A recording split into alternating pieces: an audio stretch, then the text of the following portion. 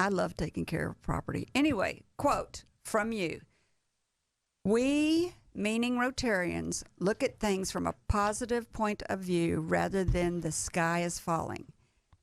You went on to say, Rotary is a place where if I'm Catholic, if I'm Protestant, if I'm Jewish, if I'm agnostic, if I'm black, if I'm white, if I'm Spanish, if I'm Indian, and if I'm Mexican, I am welcome. So that's kind of your mission since you've taken over, one of many. But another one that you have is working with Mayor Frank Scott on his mission of City Pride. And you read a book called Our Towns by James and Deborah Fallows. And I was at Rotary when you first became president, sitting out there eating my lunch. And you held that book up and you said, everybody needs to read this book. I love it. And this is what we're going to do while I'm president. And it has 11 signs for civic success, although you call it 10 and a half. Well, James Fallows called it 10 and a half. And there are 11, but I'll get into why it's a half in just a minute. Let's start. Which one do you want to start with? I wrote them down in case you need help. Okay. Well, I've got them right here. Okay, good. First, people work together on practical local possibilities rather than allowing bitter disagreements about national politics to keep them apart. That's so important. So that one kind of surprised me. Well, it is critical, though. So if we get on opposite poles because one of us is red and one of us is blue, right, and we can't go solve the school district issue, what good does that do? If we're apart and not willing to work together to make our local place a better home. I'm not sure if it's a symptom or a reason. Is the fact that you can't work together in your local home because you're Jewish and you're Muslim and you're Catholic, is the fact that you can't work together in your home broaden out to become a national problem? Or is it because you bring the national problem into your house? I guess they're the same. I'm afraid that we all spend too much time listening to echo conversations by certain brands of news. And we don't take the time, and I'm reflecting on myself, we don't take the time to listen to a different point of view. And a local view, and to take care of local stuff. View, but the importance of diversity, and it's critical. If you surround yourself with people that look like you and think like you, you never grow. Right. You just hear the same conversations over and over and over. Which brings me to another one of the 11, inclusive and open to attracting new types of people. So we're on a mission at Club 99, the Little Rock Rotary Club, to make our Rotary Club look like our community. And it's a mission. We have a separate committee that's a division of our recruiting committee that is the diversity committee. And the diversity committee is chaired by my friend, Dr. Ashwin Viebacher, who's an Indian man, a dear friend of mine. Our friendship goes beyond Rotary. We've traveled to India with him and his wife. We've gone to a family wedding in India. And if I had not experienced that, I wouldn't understand some of the diversity challenges that I faced internally. I also was lucky enough to go as a chaperone with UA Little Rock to Shanghai, to Xi'an, and to Beijing, and that opened my eyes. I'm a chaperone. I'm learning as much or more than the students are by the experience of interacting with the people. So if you don't have the ability to just spend all of your life traveling and meeting people, then it's just necessary to open your heart and your mind to someone that's different than you and live through them, live through their travel experiences, live through the experiences they have had as a Jewish person or as a Hindu or as a Christian or as an African American. And don't limit your knowledge as a person to just what you know. And so it's just the basics of humanity to me. Simple. The more you're exposed to, the more you grow. There's 9 more. You want me to pick it?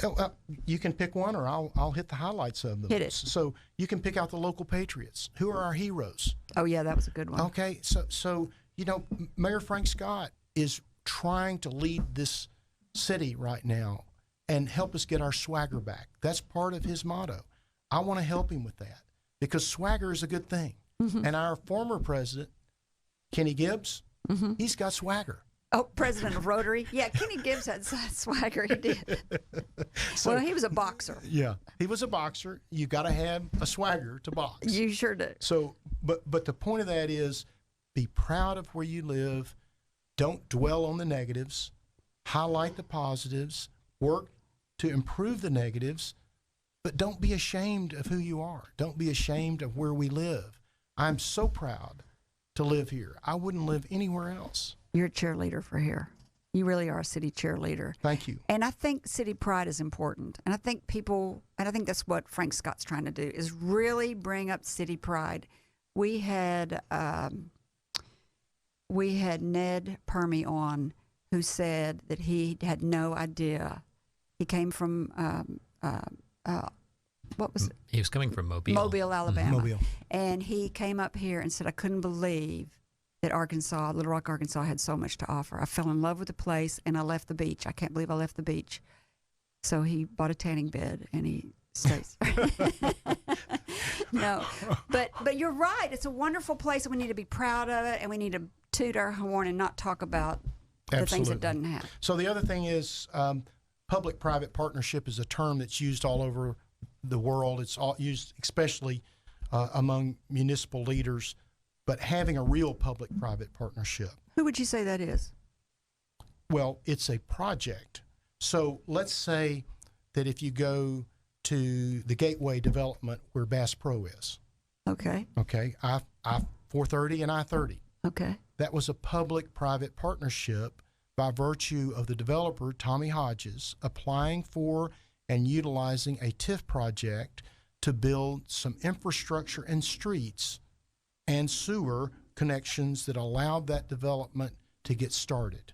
Now, look at what that looks like today compared to what it looked like 10 years ago. And if you don't see the value of a little bit of investment from the public sector to make that happen, then you're just blind. Would you call that project the TIF project? TIF, yeah. A TIF project says basically if the city grants you the ability to do it, you can take the difference between the taxes that are being collected on the property today and the taxes that would be collected on the property after the redevelopment was done, and you can use part of that. The school district is not exempt, meaning the portion of it that goes to the school district is exempt from being relieved. But if you take the difference between what was and what will be, and you use a portion of that to pay for the streets, the sewer, the sidewalks, et cetera, it stimulates the growth in that area. Nearly every state in the United States has active TIF funding. Arkansas is one of the hardest to get done. Yeah, that was a great addition. They have. I thought it was interesting that they had 3 conversations about schools: a research university, an innovative and unusual school, and a reputable community college to fill the inequality gap. And we had all 3 of those. We have all 3 of them. That's the beauty of this book, is if you read the book and you compare the other cities and towns that he talks about and their assets and their challenges, and you compare Little Rock to that, we have the solution to nearly every one of his 10.5 or 11 points. And the schools that we have available to us, including a variety. A good variety.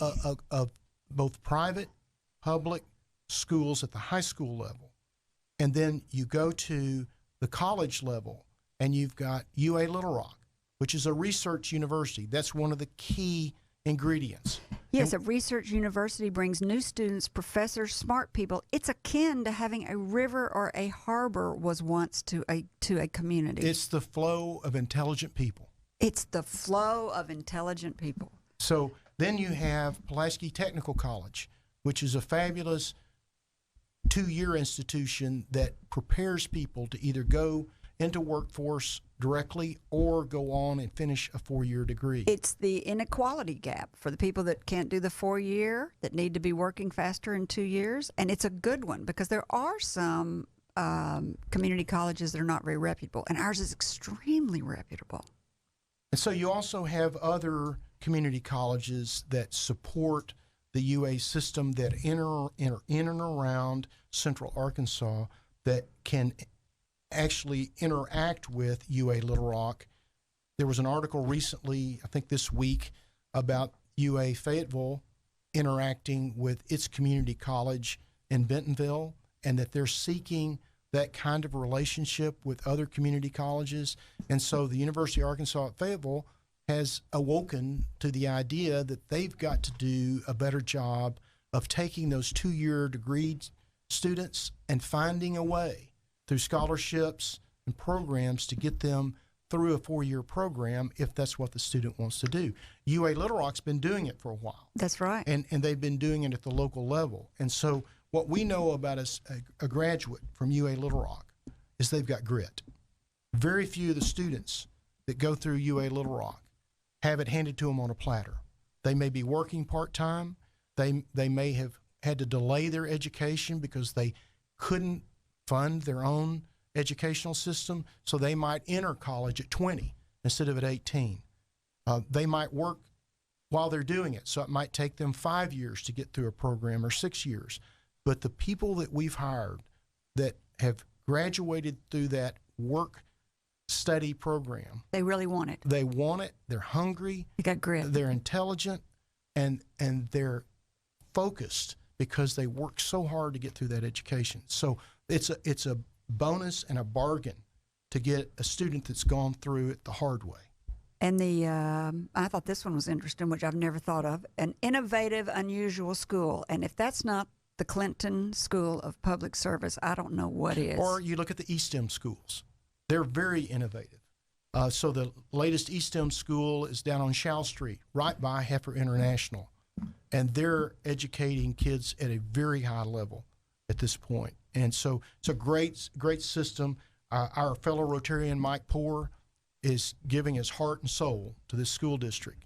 And I believe he's got many choices of places he could be, and I'm thankful that he's here now. That's nice. And, of course, everyone knows this one, a great downtown. Great downtown. We're so lucky in Little Rock relative to the size of our community. We have a 40-story building downtown that we're involved with. We also have the River Market area. We have Soma. We have so many entertainment areas to go to.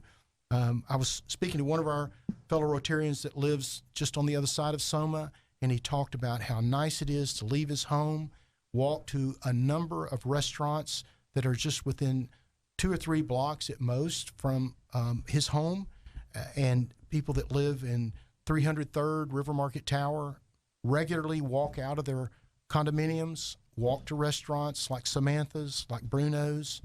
I love Flyway Brewery over in North Little Rock. It's just a fabulous setting, and it's just... Yeah, the Argenta district in North Little Rock is the just doing Argenta great. district is on fire. I know. Speaking of breweries, Craft Brewery was actually one of the 11 things It's that the makes half. it good. It's the half. It's the half. It's the half. I knew you were going to say it was the Craft Brewery. James Fallows says, and I believe, it's a great indicator of the spirit of your community. So if you have breweries and distilleries, not that we're promoting, excessive drinking, but what they show is that there's enough support among the younger people that love to have fresh brew. Yeah, they go out and Homemade spend brew. money. Yeah. And that determinant, he says, is direct. Well, they also are the next people coming up. If you don't have the young people, your community's going to be dying. That's right. And then the last one the next to the last one is people know the Civic Story. Which is like the land of opportunity, the natural state. So I understand you've got Ernie Dumas coming in the future to talk to you. He was, of course, a guest of ours at our Rotary Club. And the education of Ernie Dumas, I would just say to our listeners out there, it's a fabulous book about Arkansas politics. And knowing your civic story, if you don't know anything else, go read Ernie's book. It's just the last 100 years of Arkansas politics told from someone. Ernie hadn't been doing it for 100 years, but he's close. Ernie, don't take that. He's probably listening. But for 50 years, Ernie Dumas has been involved in the back stories and the back rooms of seeing what happened, and this book tells it all. And he's a great storyteller. And it helps wrap up a great view of our civic history.